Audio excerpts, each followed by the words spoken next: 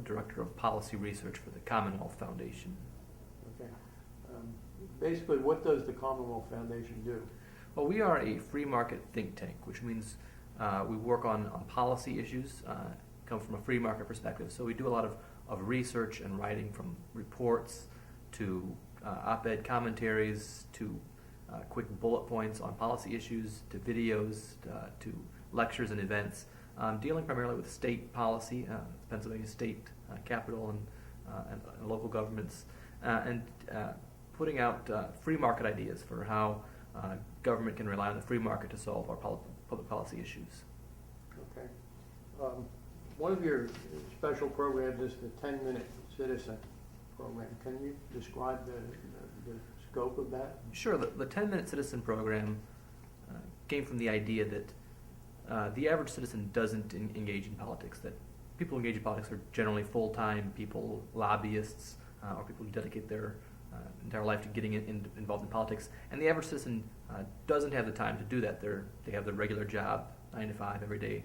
And so what we wanted to do is suggest that citizens get engaged for 10 minutes every day, 1 hour a week, and learning about what's going on in their state and nation, finding ways to contact their lawmakers about issues, writing letters to the editor, and a variety of ways to be more involved and be more active citizens in what their government is doing. Do you have any educational events where someone could come to the event and learn more about this program or how to accomplish the goals? Sure. We have events typically in our building in Harrisburg. We try to do once a month with speakers from lawmakers to policy experts on issues. We also go off on the road. Our staff and our scholars appear at numerous events, from rallies to town hall meetings and forums, to college campuses, to kind of talk about what's going on in Harrisburg and talk about the 10-minute citizen and how from activists to average citizens to students can get more involved in the political process. Mm-hmm. Do you push any particular political agenda?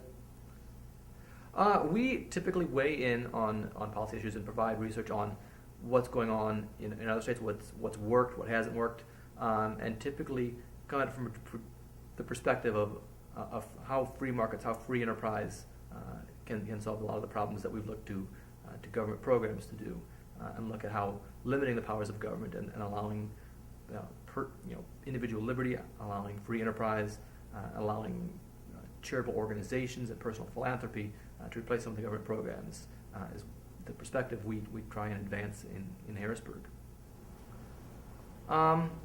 We have a number of different activities in addition to kind of our research.